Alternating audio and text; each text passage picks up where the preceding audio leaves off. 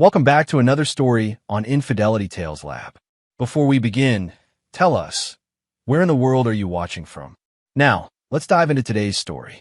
Keith Gentry had learned to trust his instincts during 8 years with Army intelligence. And lately, those instincts hummed with a frequency he couldn't ignore.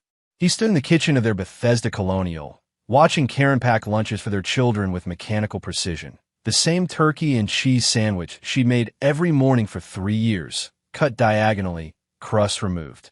"Daddy, can we go to the park today?" His daughter Lily, 8 years old with his dark hair and Karen's calculating eyes, tugged at his sleeve. "Maybe later, sweetheart. Daddy has some work."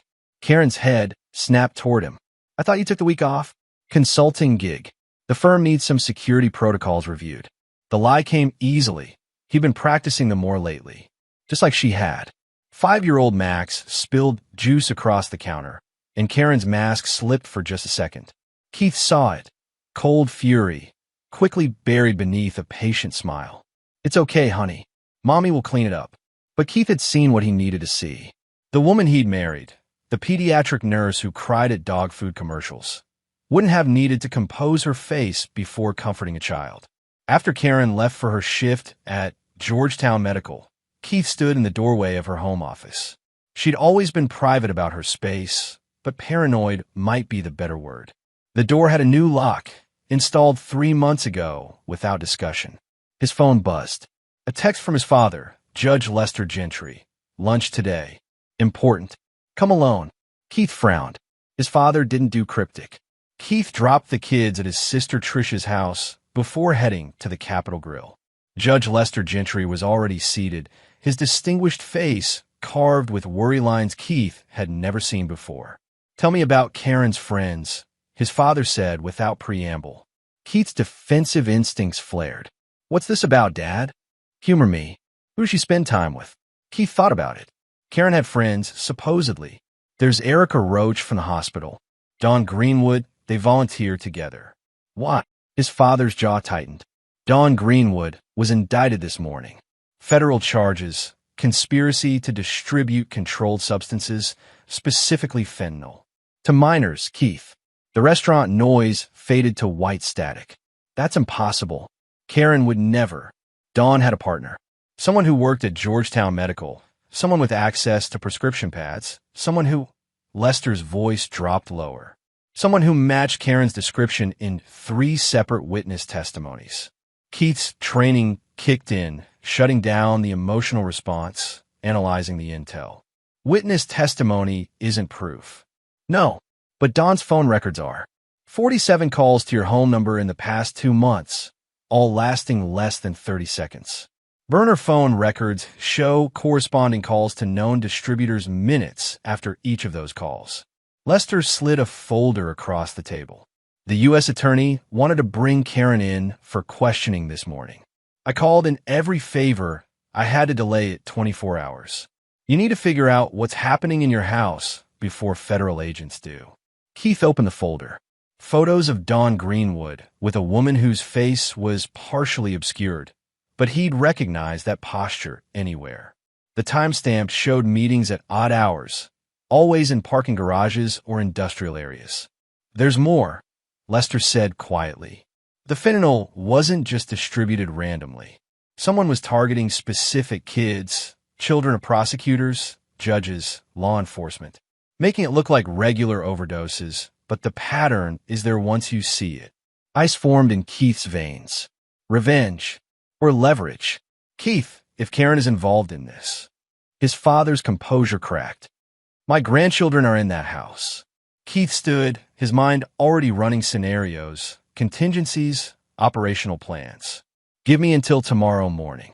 "Keith, I'll handle it. That's what I do." He'd spent 8 years hunting enemies in the shadows. He'd never imagined he'd been sleeping next to one.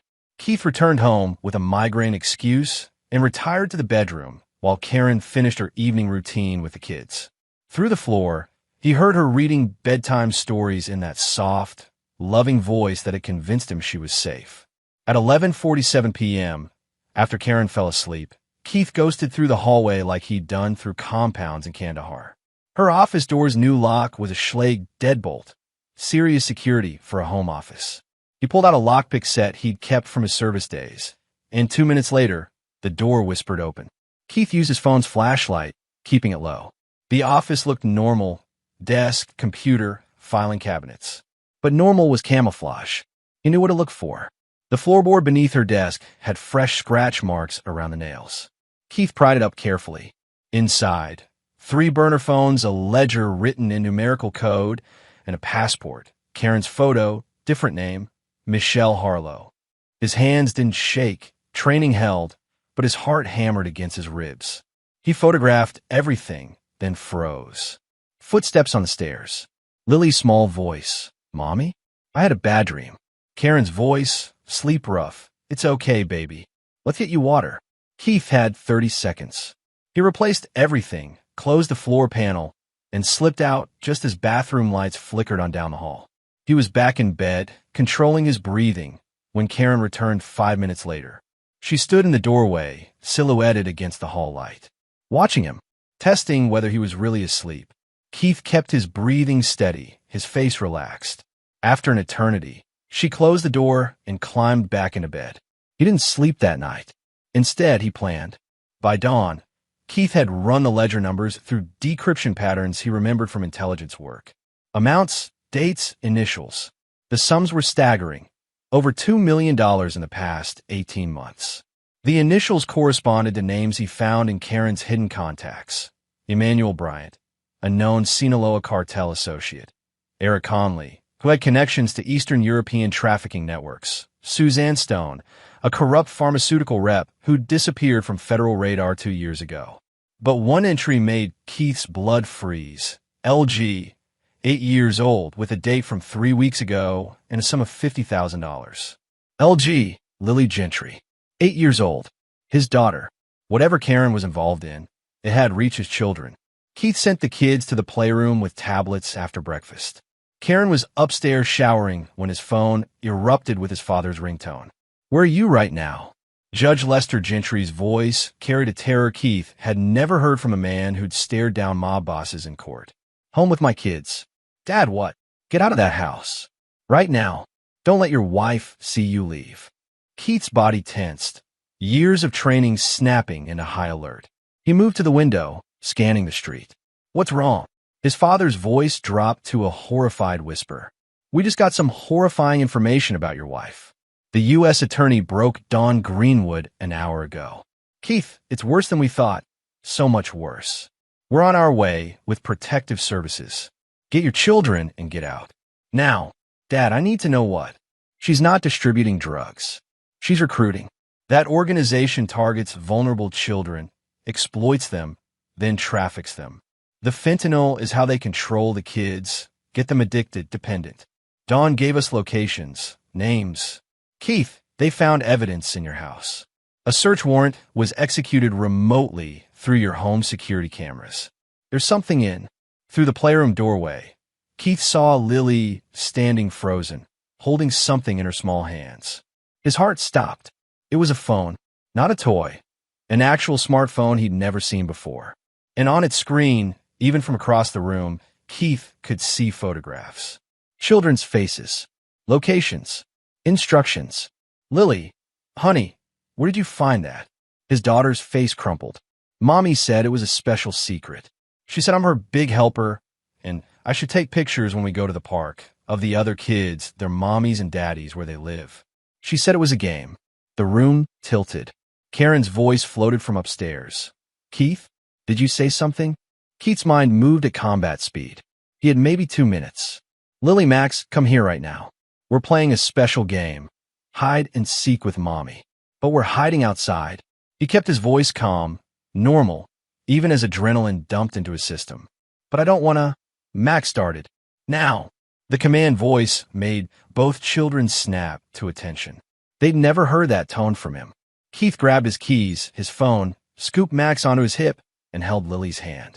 The phone she'd been holding, evidence, went into his pocket. He moved toward the garage. Footsteps on the stairs. Keith, where are you going? He turned.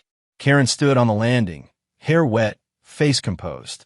But her eyes were calculating, measuring, deciding. Park, Keith said simply. Kids wanted out of the house. Without telling me, her hand rested on the banister. Her other hand was behind her back. You were in the shower. Keith kept his body between her and the children, every muscle coiled. We'll be back in an hour. Keith. Her voice changed. Drop the pretense. Where's the phone? Daddy, what's... Lily whispered. Chill. To the car. Now. Keith backed toward the garage door. Karen descended the stairs. You went into my office. Not a question. I did. Then you know you can't leave. She brought her hand from behind her back. A gun, a Glock 19, pointed at his chest. The children stay. You. I'm sorry, Keith. I really am. But you've contaminated the operation. Keith's laugh was cold. You think I'm afraid of you? You should be. I've killed before. Her hand was steady. Professional. 7 people who got too close. What's one more? In front of our children. They're not our children anymore. They're assets. Lily's been useful. Max will be too, in time. She said it like discussing grocery lists. Lily whimpered behind him. Keith smiled. The expression didn't reach his eyes. Here's what you don't know. Michelle Harlow. My father is Judge Lester Gentry. Federal. He called me 30 seconds before I saw Lily with that phone. There are FBI units converging on this house right now.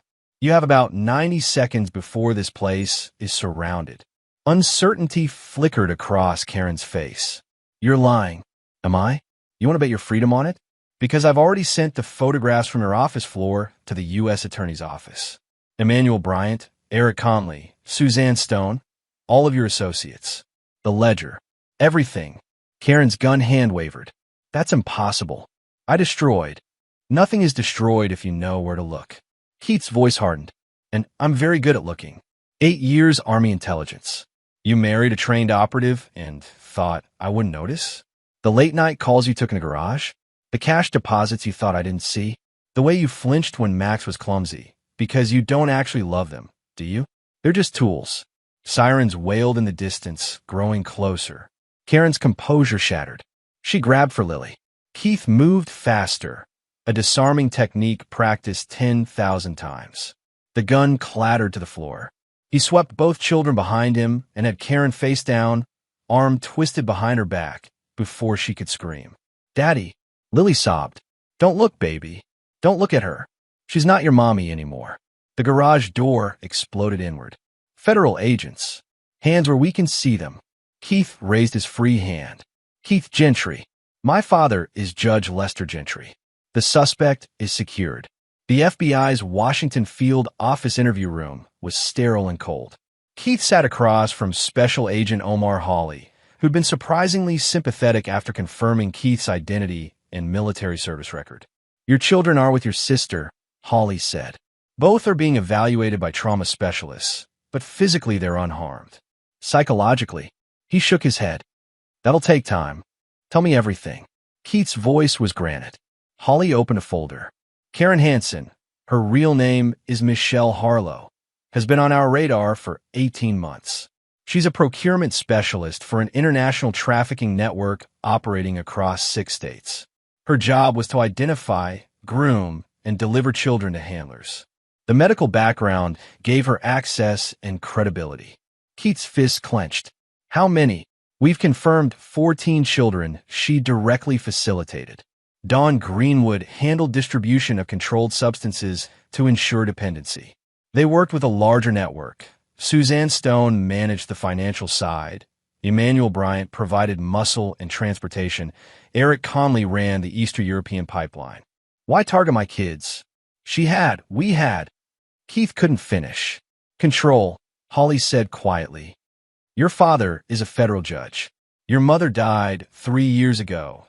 Natural causes, we've confirmed, but that's when Michelle saw an opportunity. She pursued you deliberately, Keith. The whirlwind romance, quick marriage, merging families, it gave her a legitimate cover and potential leverage over a federal judge. She was grooming your children to be scouts, and, eventually, when they aged out of usefulness. Keith stood abruptly, chair scraping. She would have sold them. We believe so. But the LG entry in her ledger, that wasn't a completed transaction. She was shopping Lily to a buyer, establishing value. The actual handoff hadn't occurred yet.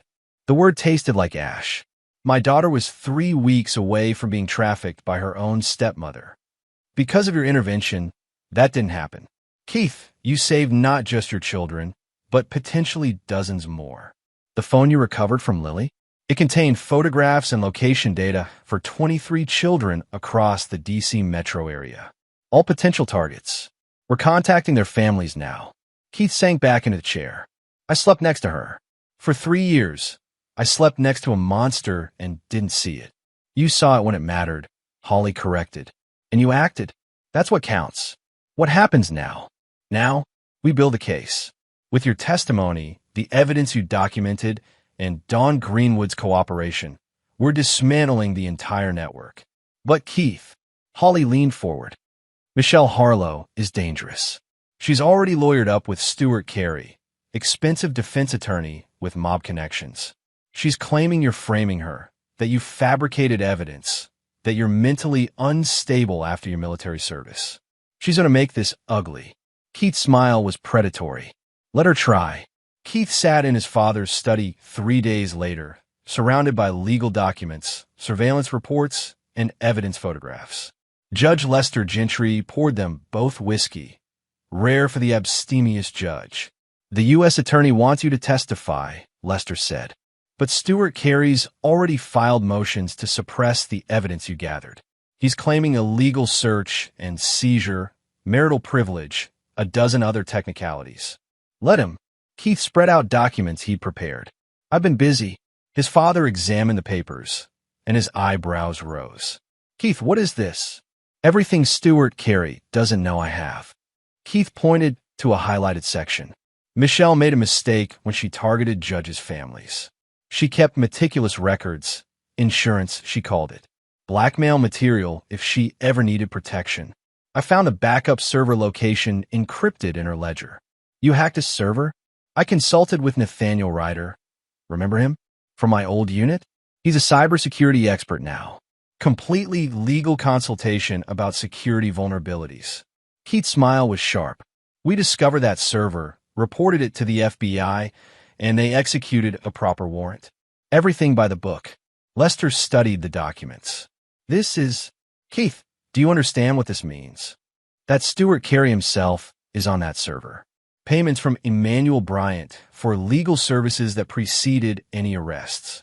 Email chains discussing distribution territories. Photos of him at a warehouse we now know was a staging location.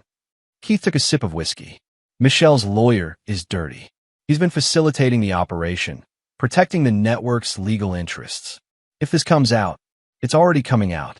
I sent copies to the DC Bar Association, the U.S. Attorney, and to 3 journalists I trust from my intelligence days.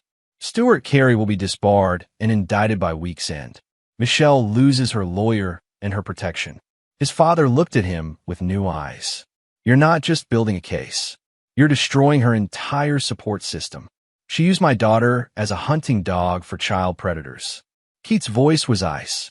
I'm going to make sure she pays for that in every way possible, legally and otherwise. Keith, be careful. Revenge isn't revenge, Dad. It's justice. And I'm very good at executing operations. Keith pulled out another folder. Eric Conley has family. His brother Louis Ray runs a body shop in Baltimore. I've documented 3 instances where Louis stored vehicles used in child trafficking. I've sent that to the FBI. Emmanuel Bryant has a superior in the Sinaloa organization, a man named Arnold Aguirre who hates loose ends. I've ensured Arnold knows Emmanuel was skimming profits and cooperating with a federal investigation. You're playing a dangerous game. No, I'm playing chess while they played checkers. Keith met his father's eyes. I was trained to dismantle enemy networks. That's what I'm doing. When I'm finished, everyone who touched my children, everyone who enabled it, profited from it, or looked the other way, will either be in prison or destroyed. Michelle Harlow is going to lose everything, just like she tried to take everything from me. Lester was quiet for a long moment.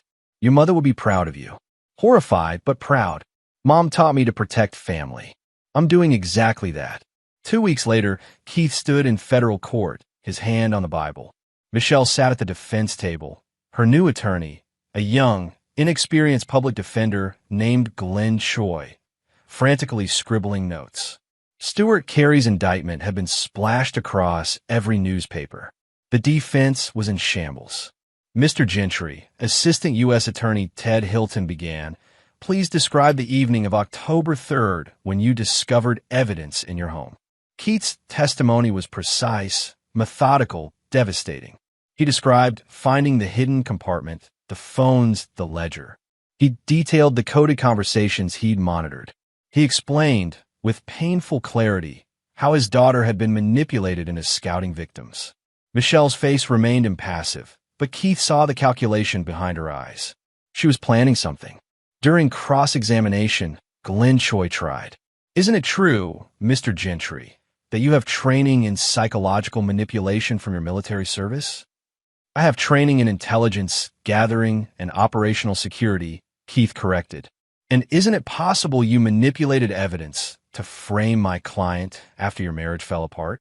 Keith almost pitted the young attorney. Your client held a gun to my chest in front of our children. That's not a failing marriage. That's an attempted murder. And the FBI forensics team confirmed every piece of physical evidence I documented. Are you suggesting the Bureau is also fabricating evidence? Choi had no answer, but the real blow came from an unexpected source.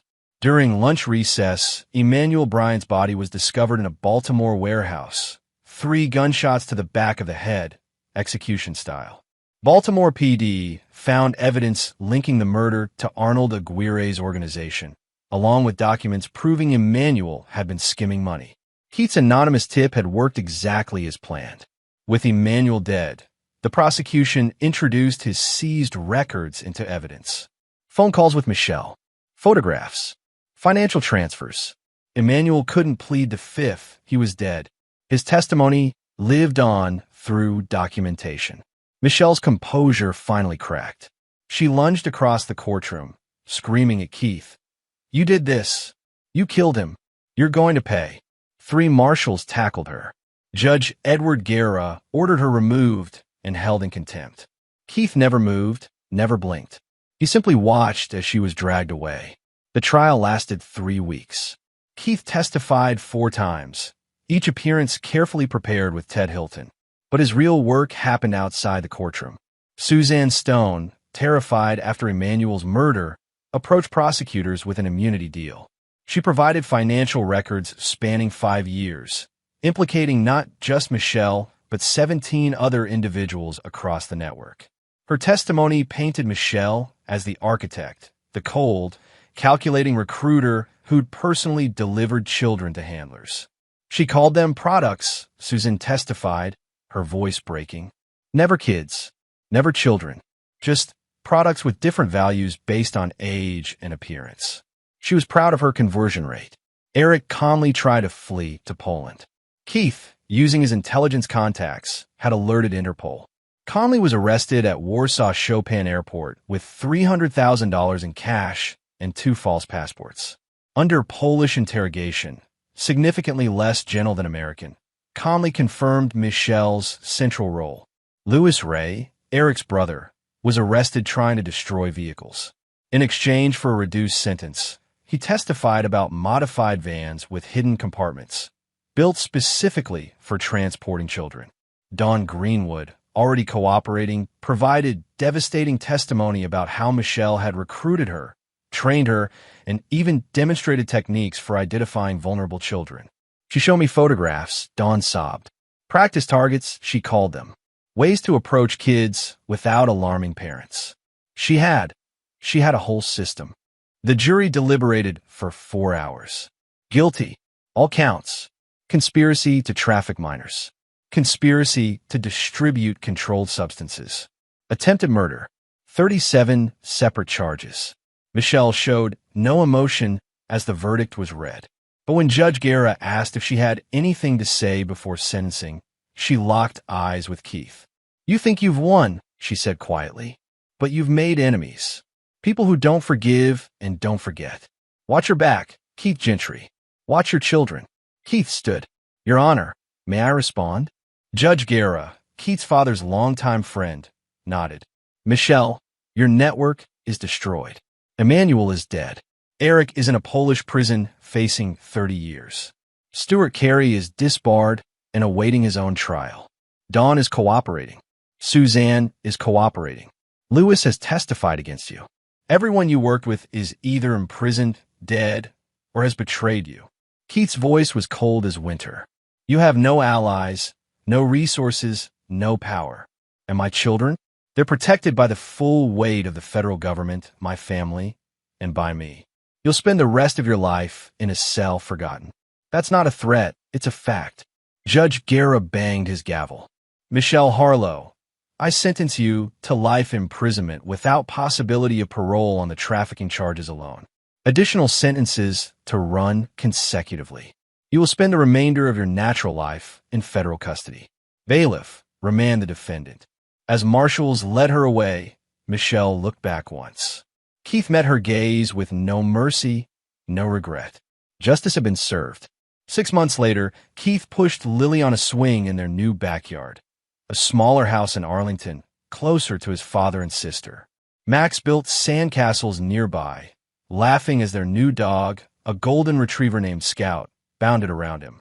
Dr. Carmen Arnold, the children's therapist, had warned the healing would take years. Lily still had nightmares. Max asked sometimes why Mommy had been bad, but they were healing. Slowly, carefully. Higher, Daddy, Lily shrieked, and Keith obliged, watching her smile. His phone buzzed. A text from Ted Hilton. Stuart Carey's sentence today. 18 years. Network is completely dismantled. Well done. Another text from Nathaniel Ryder. That cybersecurity consulting job still open if you want it. Could use someone with your skills. Keith had decisions to make. His military career was behind him. His marriage had been a lie, but his children were safe. His father was healthy. His sister Tricia had moved in next door to help. They were rebuilding piece by piece. Daddy, watch this, Max called, holding up an elaborate castle. That's amazing, buddy. Keith called back. Lily hopped off the swing, ran to him. Daddy, are we safe now? Keith knelt down, eye level with his daughter. Yes, sweetheart. We're safe, and we're always going to be safe. That's a promise. Because you're strong, because we're family, and family protects each other. She hugged him tight, and Keith felt something ease in his chest, the knot of fear and rage that had lived there for months. Michelle Harlow would die in prison. Her network was ashes. His children would grow up protected, loved, and safe. That evening, after bedtime stories and night lights, Keith sat on the porch with his father. They didn't talk much. The Gentry men never had. But Lester put a hand on Keith's shoulder. You did good, son. Your mother would be proud. I just protected my kids. You did more than that. You dismantled an organization that hurt dozens of children. You brought justice to families who thought they'd never see it. That's not nothing. Keith stared at the stars. It doesn't feel like victory. It feels like survival. That's because you're a good man. The bad ones feel victorious. The good ones just feel relief that it's over. Lester stood. But it is over, Keith. You made sure of that. After his father left, Keith walked through the house, checking locks, a habit now. He looked at Aunt Max, peaceful in sleep. Then Lily, hugging her stuffed bear. The phone Lily had held that morning 6 months ago, the one containing photographs of potential victims, had led to the recovery of all 23 children before they could be taken. 23 families who didn't know Keith's name would live without the nightmare he'd prevented. That wasn't victory, perhaps, but it was justice. And for Keith Gentry, that was enough. He closed Lily's door quietly, walked to his own room, and slept dreamlessly for the first time in months. No monsters waited in the darkness. He'd hunted them all down.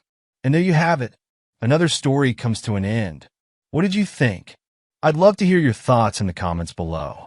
If you enjoy this story, consider joining our community by subscribing. It means the world to us. For more stories like this one, check out the recommended videos on screen. And I'll see you there. Welcome back to another story on Infidelity Tales Lab. Before we begin, tell us, where in the world are you watching from? Now, let's dive into today's story. Chapter 1. The Final Message. Charlie Martin had always respected his mother's strength. Even as Mae Martin lay motionless in the hospice bed, her silver hair spread across the sterile pillow, There was something resolute about her presence. The stroke had stolen her voice, but Charlie knew she was still fighting somewhere inside that failing body. "She's unresponsive," Nurse Patricia whispered, checking the monitors with practiced efficiency. "I'm afraid she might not make it through the night." Charlie's wife, Amber, squeezed his shoulder with what felt like genuine comfort.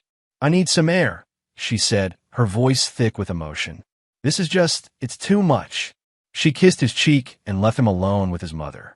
Charlie pulled the chair closer to the bed, studying May's face for any sign of consciousness. At 62, he'd inherited his mother's iron will and his father's military bearing. Sergeant Harold Martin had died when Charlie was 15, leaving May to raise him with a mixture of tough love and unwavering support. As he adjusted her blanket, something crinkled in the pocket of her nightgown. Charlie hesitated. May had always been fiercely private, but the weight of the moment overcame his reservations.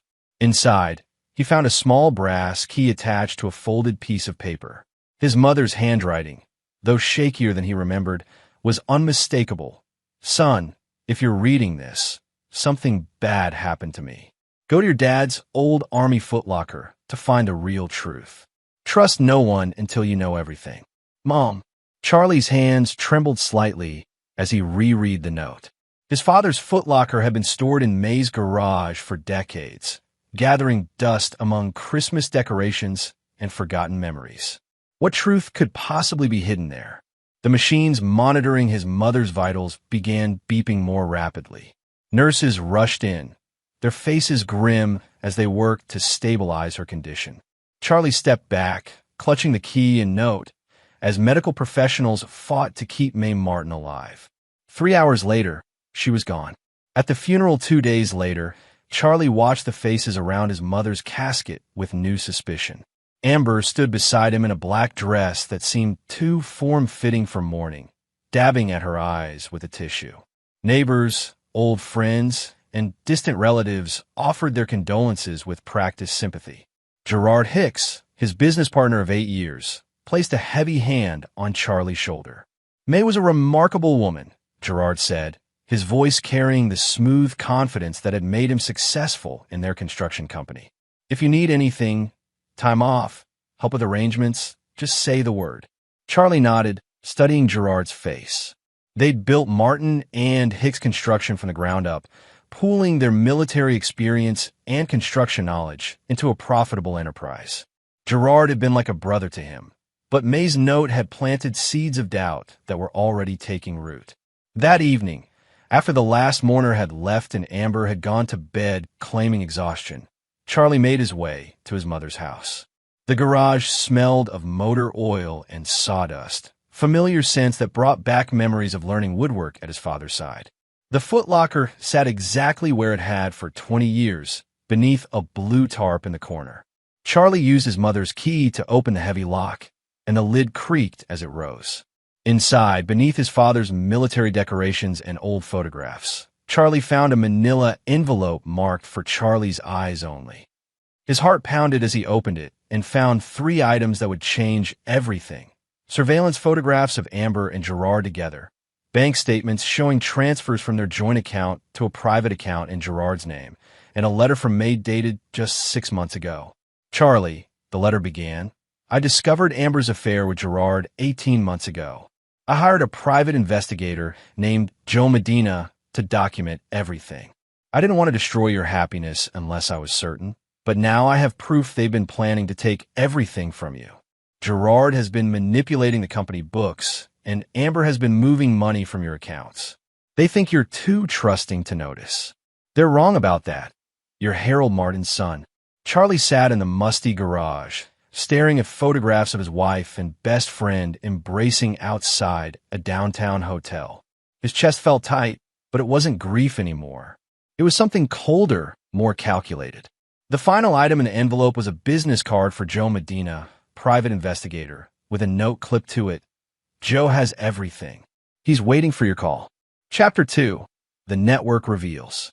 Charlie spent the night in his home office, staring at the photographs and documents until dawn. When Amber found him there, still wearing his funeral suit, she rushed to his side with apparent concern.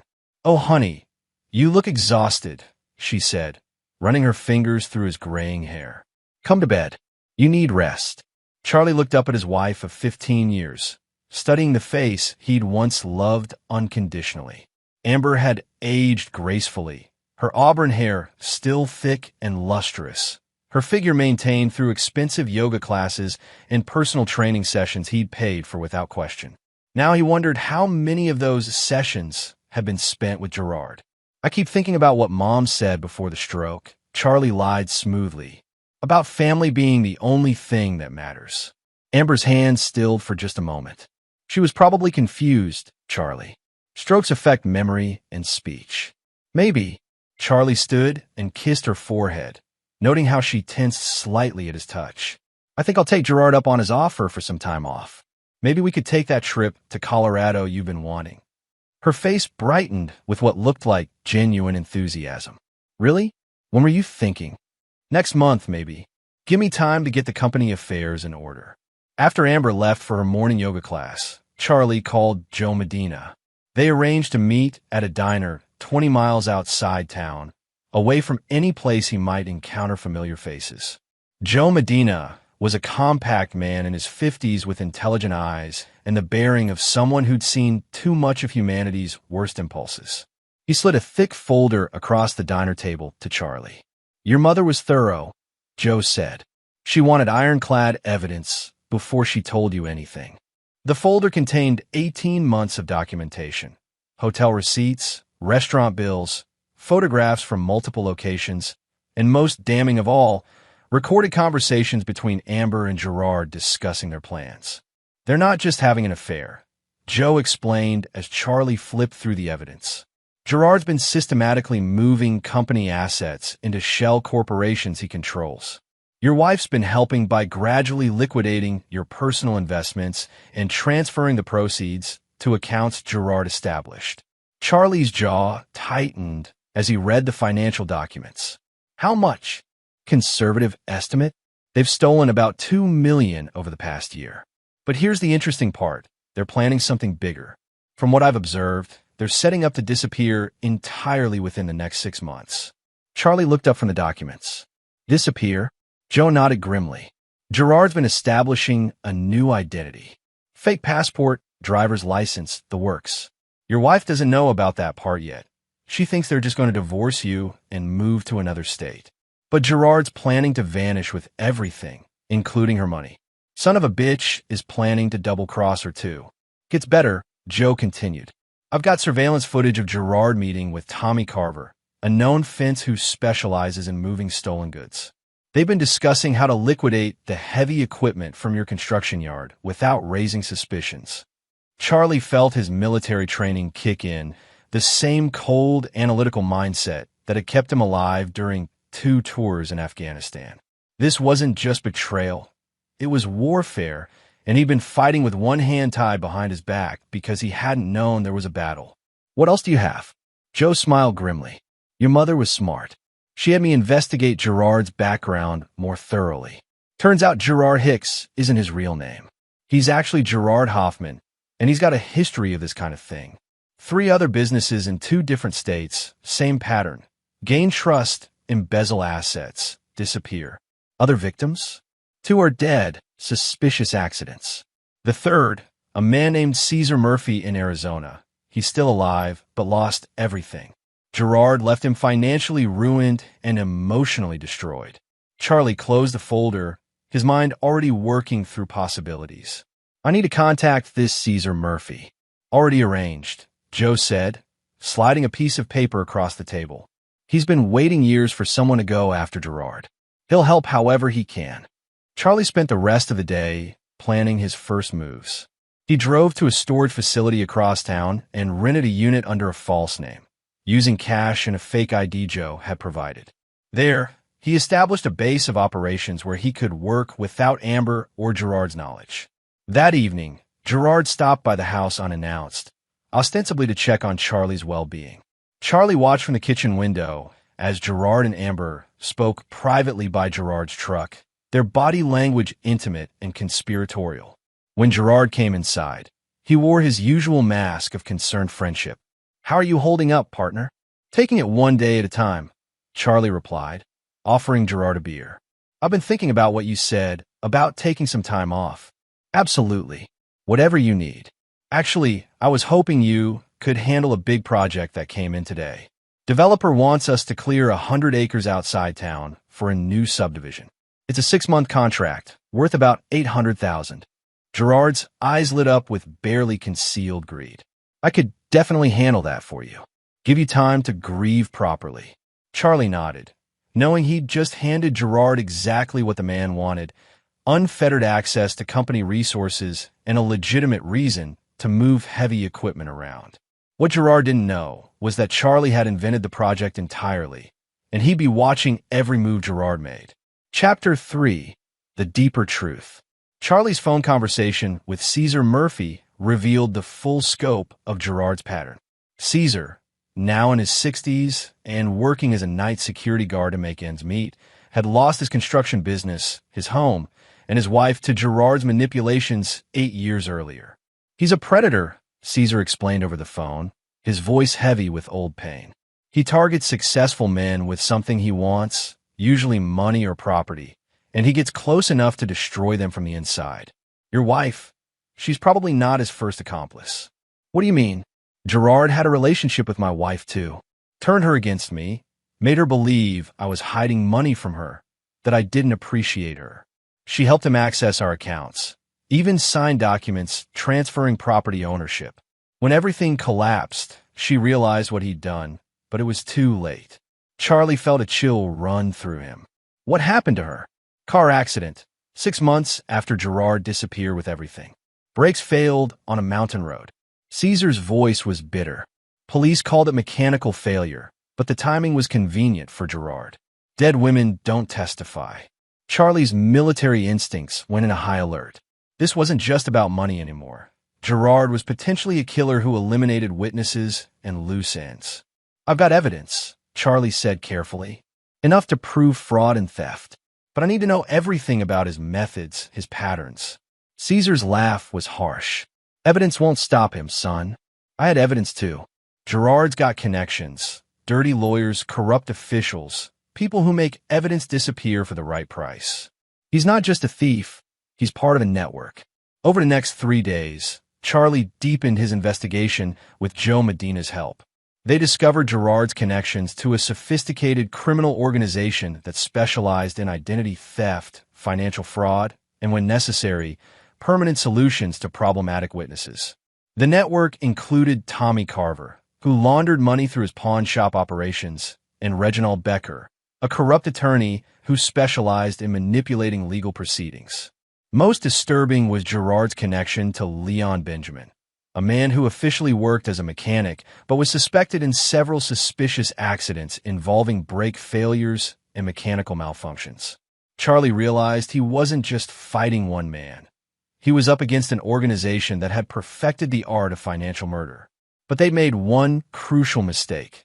They'd underestimated Harold Martin's son. Charlie began implementing what he privately called Operation Footlocker, named after the source of his awakening. Using his military contacts and construction industry connections, he assembled his own network of allies.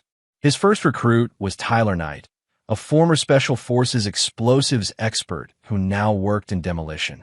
Tyler had served under Charlie in Afghanistan and owed him his life after Charlie had carried him 2 miles through enemy territory with a shattered leg.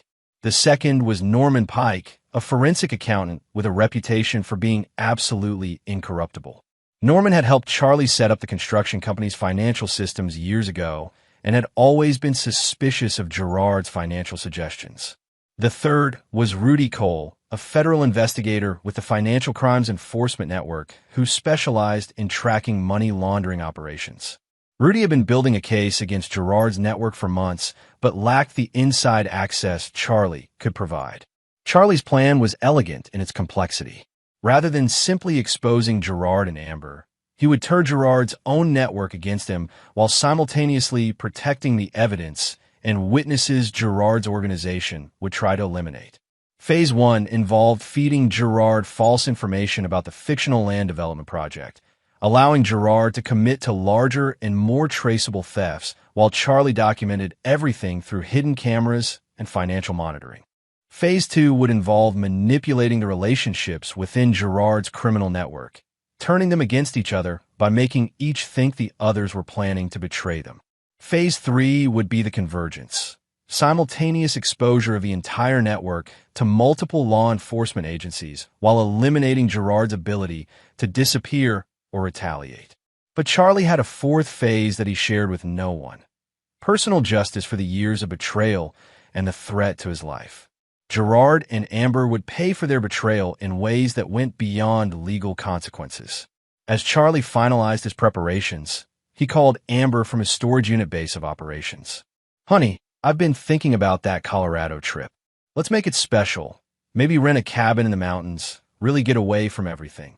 "That sounds wonderful," Amber replied, and Charlie could hear the false warmth in her voice. "When were you thinking? How about next month? Give me time to wrap up this big project Gerard's handling." What Amber didn't know was that the remote cabin Charlie was planning to rent would be the perfect location for the final confrontation. Isolated, private, and far from any help when the truth finally came out. Chapter 4. The Network Strikes Back. Charlie's plan hit its first complication when Joe Medina called with urgent news. "They're accelerating their timeline," Joe said, his voice tense. "I intercepted communications between Gerard and Reginald Becker. They're planning to move everything within 2 weeks, not 6 months." Charlie felt his stomach drop. What changed? Near as I can tell, someone tipped him off that there might be surveillance. Gerard spooked, and when he gets spooked, people disappear permanently. Charlie's mind raced through the implications.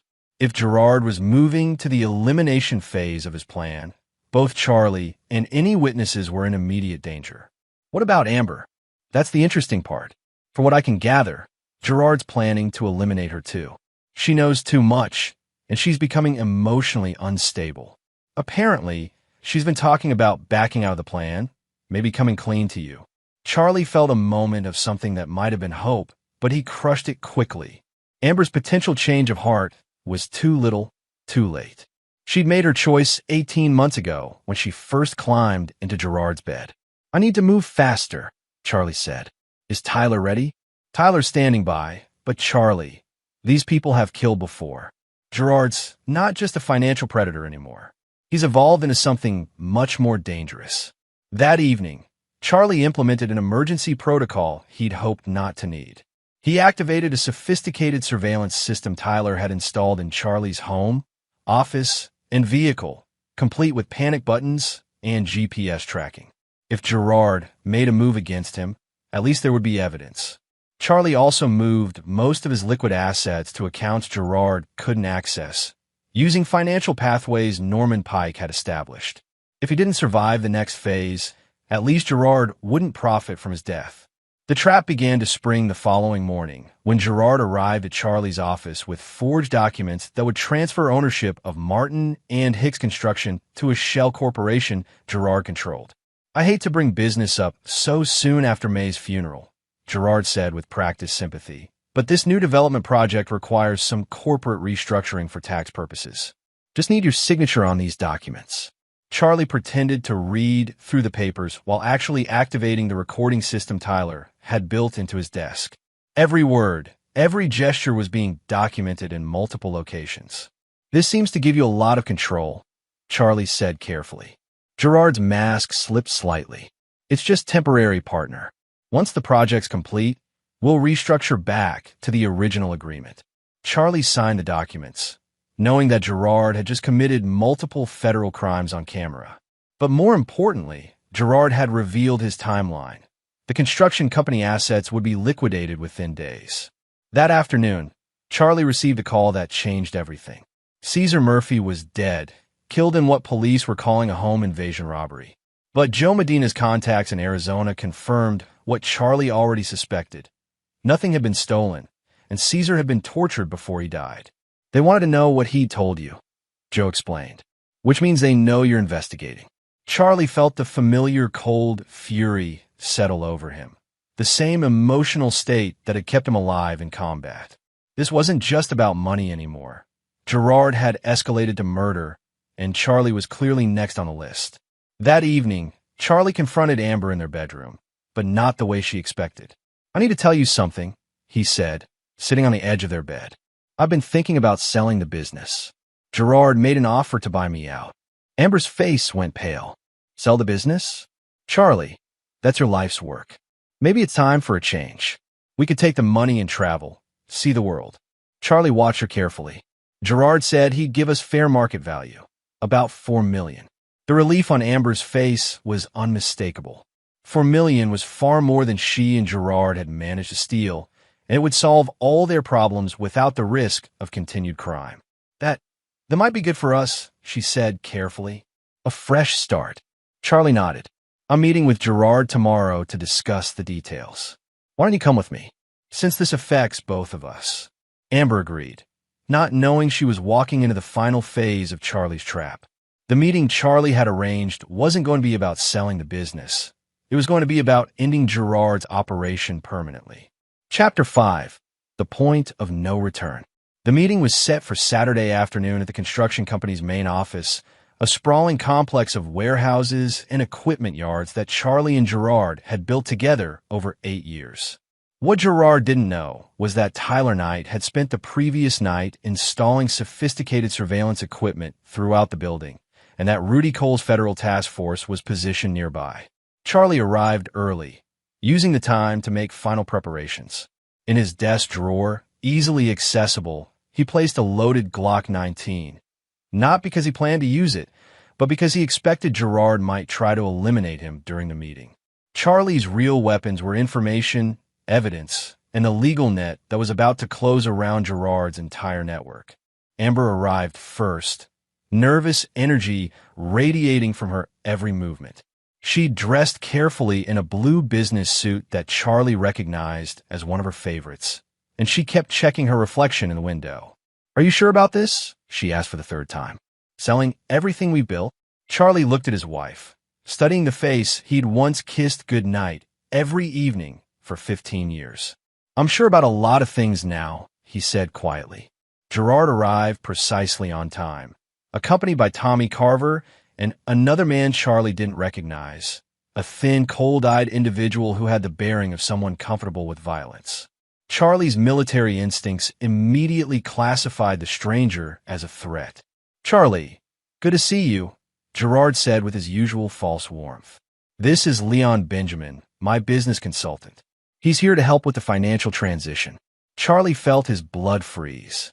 Leon Benjamin, the man suspected of multiple mechanical accidents.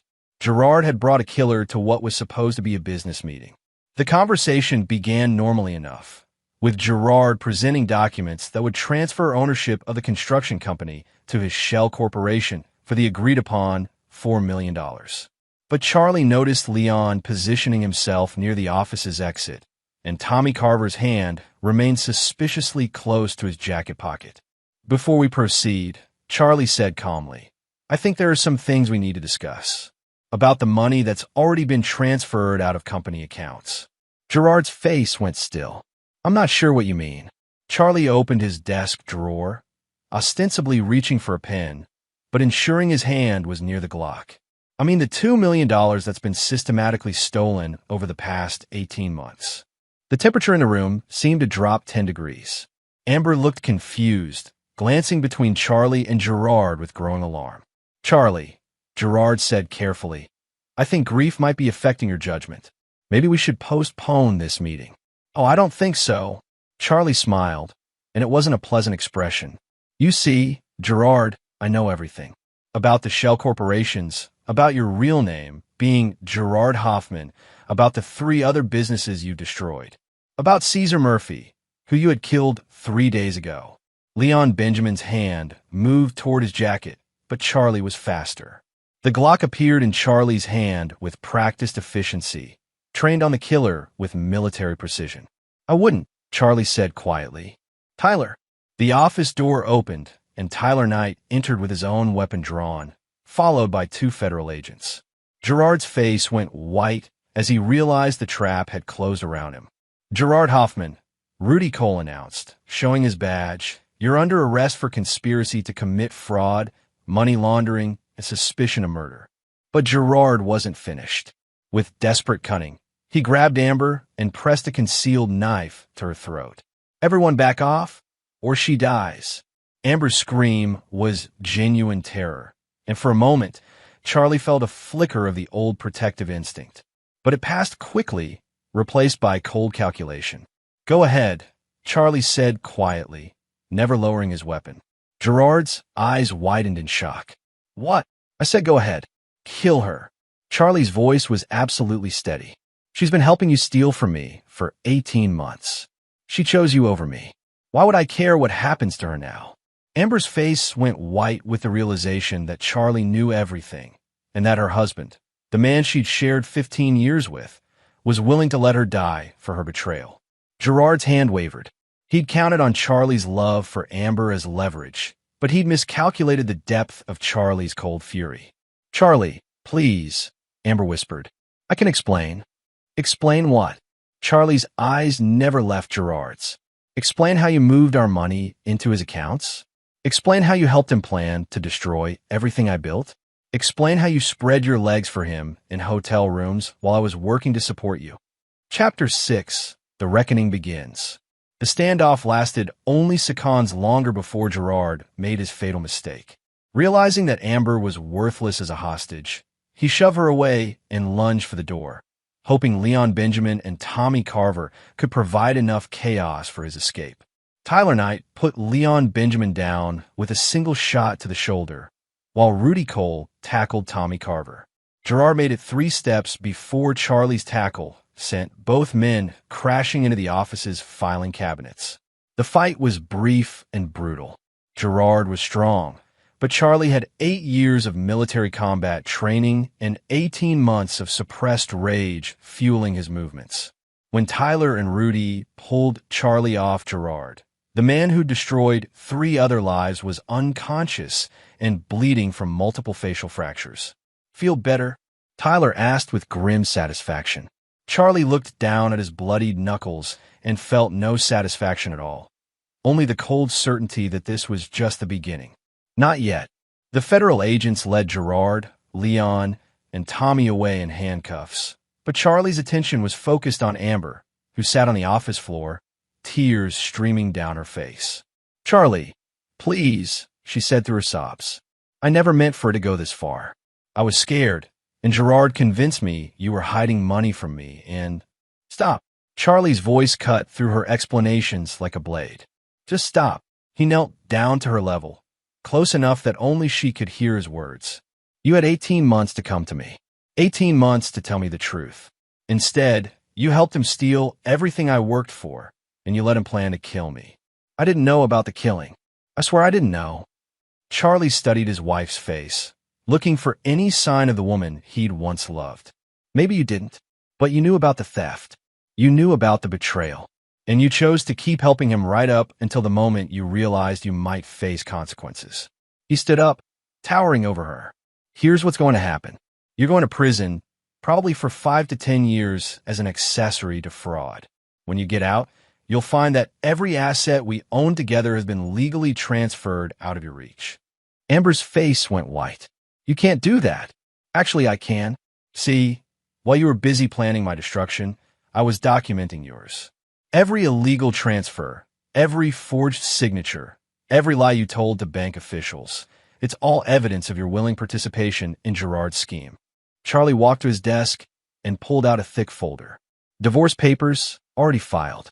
Asset protection documents already notarized. By the time you're processed and booked, you'll own nothing but the clothes you're wearing. Charlie, please. I'm your wife. We can work this out. Charlie looked at her for a long moment, remembering their wedding day, their anniversaries, the quiet moments when he believed they were building a life together. No, he said quietly. You stopped being my wife the day you chose Gerard Hoffman over me. What you are now is a criminal who happens to share my last name, and that's going to change too.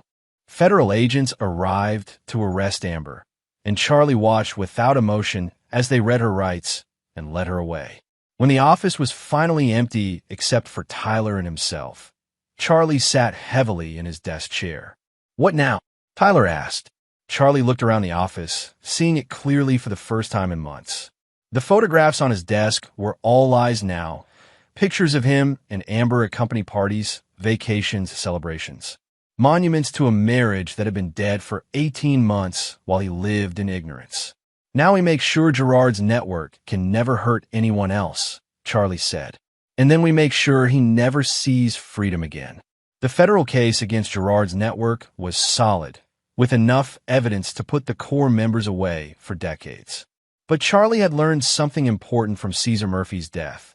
The legal system could be manipulated, evidence could disappear, and dangerous men sometimes found ways to escape justice. Charlie wasn't willing to take that risk. Chapter 7. Network Destruction. Over the next 3 months, Charlie systematically dismantled Gerard's criminal organization using methods that went far beyond legal proceedings. While federal prosecutors built their cases, Charlie implemented his own form of justice. The first phase involved Tommy Carver's pawn shop empire, which served as the money laundering hub for Gerard's network. Charlie used his construction industry connections to discover that Tommy had been operating without proper licensing for hazardous materials disposal. A series of anonymous tips to environmental agencies resulted in surprise inspections that revealed illegal chemical storage and improper waste disposal.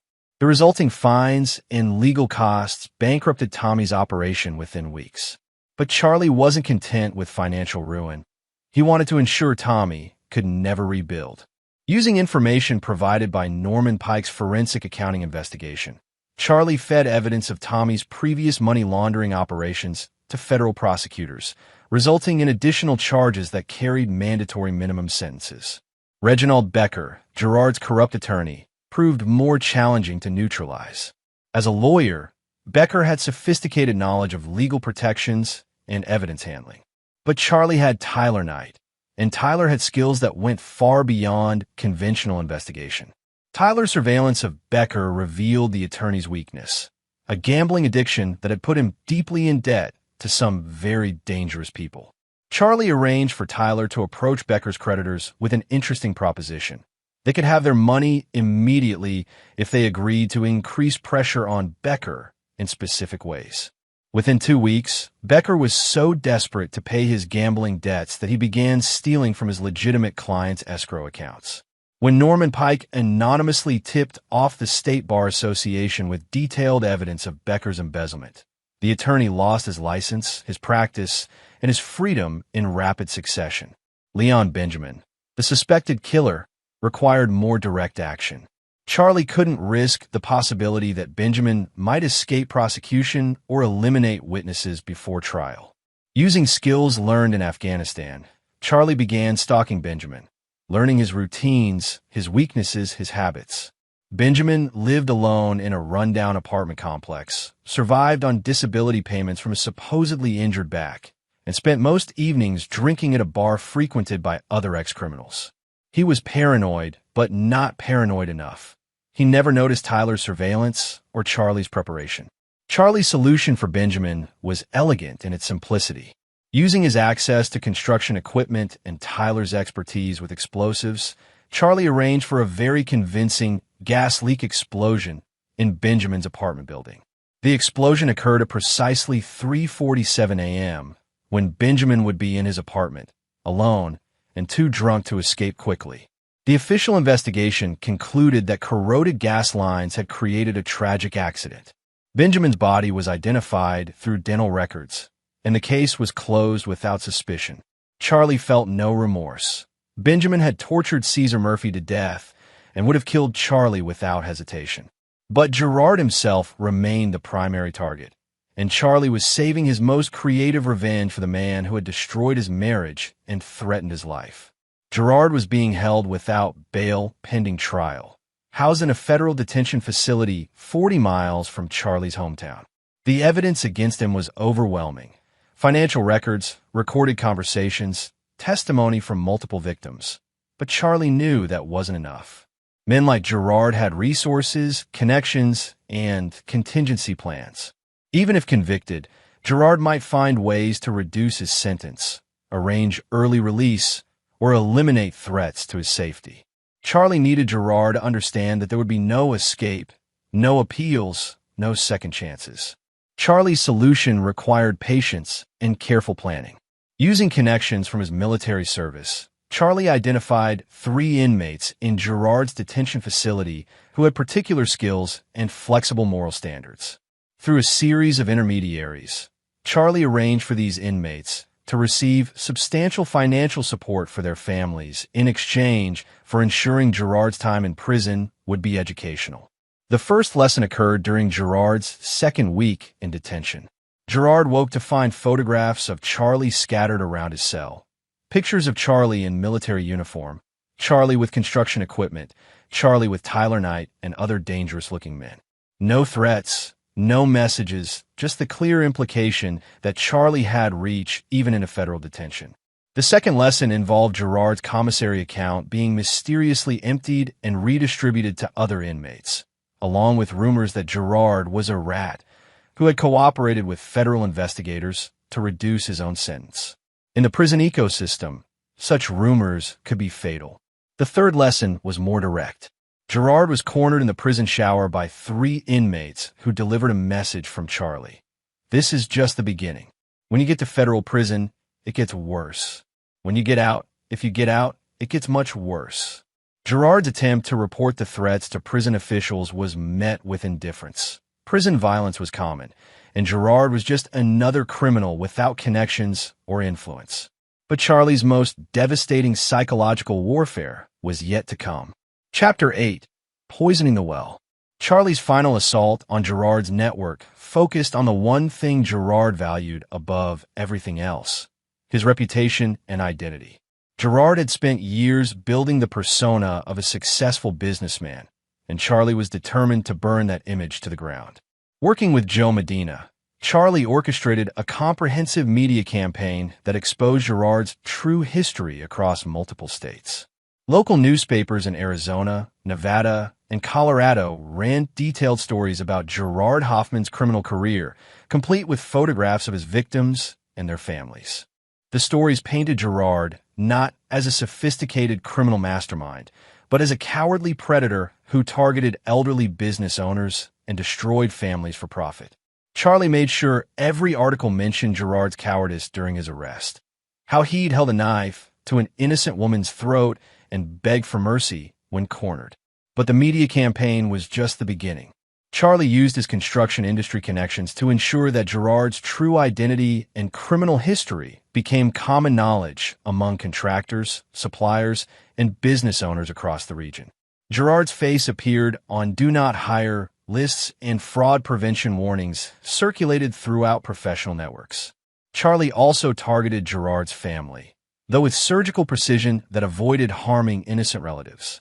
Gerard's elderly mother, who lived in a retirement community believing her son was a successful businessman, received anonymous packages containing newspaper clippings about Gerard's crimes.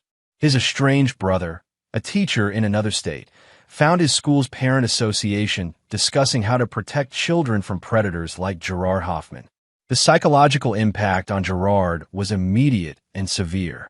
Prison officials reported that Gerard had become increasingly paranoid, convinced that every new inmate was an assassin sent by Charlie. He'd stopped eating regularly, fearing poisoning, and had requested protective custody multiple times.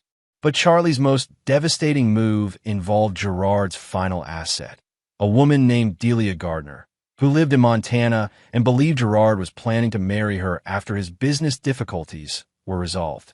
Gerard had been sending her letters from prison, maintaining the fiction that he was a victim of false accusations and would soon be vindicated. Charlie arranged for Delia to receive the complete file of evidence against Gerard, including audio recordings of Gerard and Amber planning Charlie's financial destruction and potential elimination. The package also included photographs of Gerard with multiple other women, financial records showing he'd stolen money from her, and a detailed psychological profile prepared by federal investigators. Delia's response was swift and brutal. She testified before a federal grand jury about Gerard's fraud conspiracy, provided evidence of interstate money laundering, and agreed to cooperate fully with prosecutors in exchange for immunity. Her testimony added multiple federal charges to Gerard's case and eliminated any possibility of a plea bargain. The final psychological blow came when Charlie arranged for Gerard to receive a letter in prison, ostensibly from Amber. The letter, which Tyler had forged using samples of Amber's handwriting, contained Amber's confession that she had been working with federal investigators for months before Gerard's arrest. The letter detailed how Amber had recorded their conversations, photographed financial documents, and provided prosecutors with intimate details of Gerard's methods and psychology. It portrayed Amber as a long-term federal informant who had manipulated Gerard into revealing the full scope of his criminal network. Of course, none of it was true. Amber was facing her own federal charges and had refused all cooperation offers. But Gerard had no way to verify the letter's authenticity, and his paranoid mental state made him susceptible to believing the worst possible scenario. The letter's final paragraph was Charlie's masterpiece of psychological warfare. "Gerard, I need you to know that Charlie knew about us from the beginning. He's been planning this for years, waiting for you to reveal your whole network so he could destroy all of you at once. You never fooled him. He fooled you. And now you're going to spend the rest of your life in prison knowing that you were outsmarted by a man you thought was too stupid to see through your schemes." Gerard's mental breakdown was complete within days of receiving the letter. Prison officials placed him on suicide watch after finding him trying to electrocute himself with exposed wiring in his cell. His defense attorney requested psychiatric evaluation, but federal prosecutors opposed any delays, arguing that Gerard was malingering to avoid trial. Charlie felt no sympathy for Gerard's psychological collapse. The man had tortured Caesar Murphy before killing him, had planned Charlie's death, and had shown no remorse for any of his victims.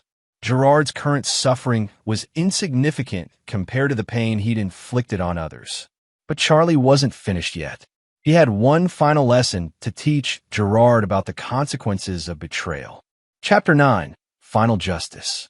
Gerard's trial began on a cold February morning, 8 months after his arrest. Charlie attended every day of proceedings, sitting in the front row where Gerard could see him clearly. He never spoke, never showed emotion, just watched as the evidence methodically destroyed any hope Gerard might have harbored for acquittal. The prosecution's case was overwhelming. Financial records, surveillance footage, recorded conversations, testimony from multiple victims, and evidence of Gerard's involvement in Caesar Murphy's murder created an unassailable narrative of guilt. Gerard's defense attorney could do little more than argue for leniency, claiming his client had suffered mental health issues that impaired his judgment. Charlie found bitter satisfaction in watching Gerard's composure crumble under the weight of evidence. The confident predator who had manipulated so many victims was revealed as a pathetic, desperate man who whimpered when confronted with the consequences of his actions. Amber's separate trial had concluded 2 months earlier. She'd received a 12-year sentence for conspiracy to commit fraud, money laundering, and perjury. Charlie had attended her sentencing hearing, watching without emotion as his former wife begged for mercy and claimed to be a victim of Gerard's manipulation. The defendant was an active and willing participant in a scheme that caused severe financial and emotional harm to multiple victims, the judge had said during sentencing. Her claims of victimization ring hollow given the extensive evidence of her voluntary participation in criminal activities over an 18-month period. Amber had looked at Charlie with desperate eyes as the bailiff led her away. But Charlie had felt nothing resembling the love or compassion that had once defined their relationship. She was simply another criminal facing appropriate consequences for her choices. Gerard's trial lasted 3 weeks. The jury deliberated for less than 4 hours before returning guilty verdicts on all 27 counts, including conspiracy to commit murder in connection with Caesar Murphy's death. At sentencing, Gerard's mother pleaded for mercy, describing the son she remembered from childhood, a boy who'd helped elderly neighbors and excelled in school. Charlie listened without sympathy, knowing that predators often began as apparently normal children before choosing paths of manipulation and cruelty. The judge's sentence was everything Charlie had hoped for, Life in prison without possibility of parole for the murder conspiracy, plus additional consecutive sentences for fraud, money laundering, and racketeering. Gerard would die in prison, never again free to destroy innocent lives. But Charlie had one final message to deliver. As Gerard was led away in shackles, Charlie stood and spoke loudly enough for everyone in the courtroom to hear. "Gerard, I want you to know something. Every day, for the rest of your life, I want you to remember that you brought this on yourself. You chose to betray me. You chose to steal from me. You chose to threaten my life. Everything that happened to you was the direct consequence of your own decisions." Gerard turned to look at Charlie, his face a mask of hatred and defeat. "This isn't over," he whispered. Charlie smiled. It was the coldest expression anyone in that courtroom had ever seen. "For you, it is." 6 months later, Charlie received news that brought him deep satisfaction. Gerard had been found dead in his maximum security prison cell, apparently killed by inmates who discovered his history of targeting elderly victims. Prison officials classified it as an inmate-on-inmate homicide and closed the investigation after a perfunctory review. Charlie felt no guilt about Gerard's death. He hadn't ordered it or arranged it. Prison justice operated by its own harsh rules, and predators like Gerard rarely survived long among populations of violent criminals who maintained their own moral codes. Tyler Knight found Charlie sitting on his back porch that evening, drinking bourbon and watching the sunset over the mountains. "Heard the news about Gerard," Tyler said, settling into the chair beside his old friend. "Yeah," Charlie replied quietly. "I heard. How do you feel about it?" Charlie considered the question, examining his emotions honestly. "I feel like justice was finally served. Gerard Hoffman spent his adult life destroying other people's lives for profit. He showed no mercy to his victims, no remorse for his crimes, and no hesitation about planning murder when it served his purposes." Charlie took a sip of bourbon and continued. "My mother always told me that actions have consequences. Gerard learned that lesson too late." They sat in comfortable silence as darkness settled over the mountain valley. Charlie had lost a wife, a business partner, and the illusion of security that had defined his previous life. But he'd gained something more valuable, the knowledge that he was strong enough to protect himself and exact justice when the legal system proved insufficient. Charlie Martin had never been a man who forgave betrayal or forgot threats to his survival. Gerard Hoffman and Amber Martin had learned that lesson definitively, and their fates served as permanent warnings to anyone else who might consider Charlie an easy target. The war was over, and Charlie had won completely. In the months that followed, Charlie rebuilt his construction company with Tyler Knight as his partner, established a new life free from the lies and betrayals that had nearly destroyed him, and occasionally visited Mae Martin's grave to tell her how her final message had saved his life. Mae's note had been right about one thing. Family was the only thing that mattered. But Charlie had learned to define family as the people who earn trust through loyalty and prove their worth through action, not through blood relations or marriage certificates. Gerard Hoffman was dead. Amber Martin was serving 12 years